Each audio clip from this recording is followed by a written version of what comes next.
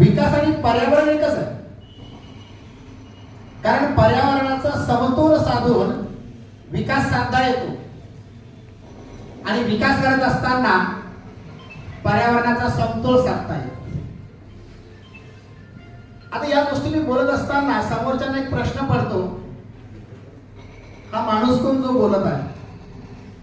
कारण जनरली आपण कुठेही व्याख्यानाला जातो, गर्दी करतो, हा एक प्रसंग आणि कॉलेज महाविद्यालयाचा प्रसंग दुसरा. तुम्ही पूर्वी बोललो की कॉलेजची एक ऍक्टिव्हिटी असतं, सर लोक म्हणतात की तुमची अटेंडन्स घेतो आणि तुमच्या ऍक्टिव्हिटी मध्ये या अटेंडन्सला भाषण ऐकल्यानंतर जी अटेंडन्स होईल ते प्रेझेंट राहतील, त्यांना त्या प्रमाणात मार्क मिळतात, म्हणून आम्ही बसतो. यात दोन.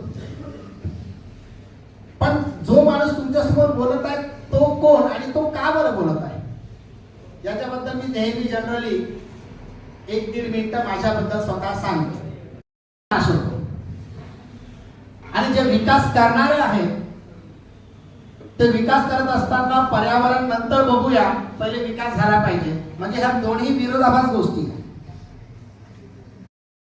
विकास मागेच म्हणालो की वेगळं काही नाही आहे, या दोन्ही गोष्टी सोबत सोबत चालू शकतात. आणि भारताचं जे 1000 वर्षाची जी संस्कृती आहे त्या संस्कृतीच्या तत्वज्ञानाकडे जर बघितलं तर पर्यावरण, विकास आणि तिसरी बाब जोडतो ती म्हणजे मनुष्य.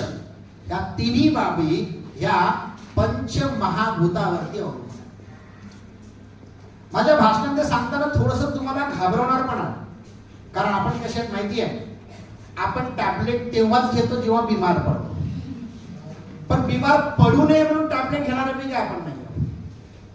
योगासन कधी करतो जेव्हा फिजिओथेरपीसाठी डॉक्टर सजेस्ट करतात. पण पहिलेपासून योगासन करून स्वतःला फिट ठेवणारे आपण नाही आहोत. कारण आपण त्या भारत देशाचे नागरिक आहोत, त्या समाजाचे नागरिक आहोत ज्यामध्ये प्रत्येक जणाचा एकच विचार आहे, तो म्हणजे जोपर्यंत मला पोहता. विकास मागेच म्हणालो की वेगळं काही नाही आहे, या दोन्ही गोष्टी सोबत सोबत चालू शकतात.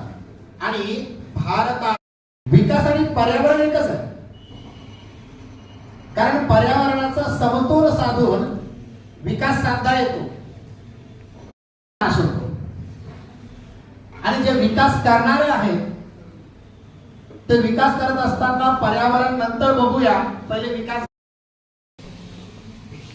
इथे ज्यांना आपण मानार्पण केलं असे आदरणीय स्वर्गीय प्राचार्य